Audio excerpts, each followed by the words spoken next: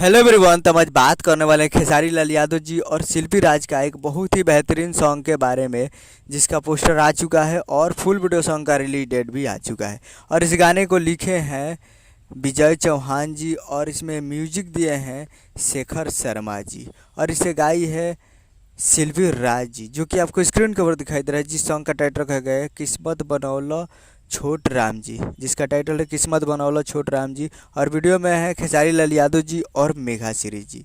और ये full video song को रिलीज़ किया जाएगा। Full video song release in on 8 June at 7 AM only on team films Bhojpuri YouTube channel पे। यानी कल 8 तारीख को सुबह 7 बजे फुल वीडियो सॉन्ग को रिलीज़ किया जाएगा team films Bhojpuri YouTube channel पे।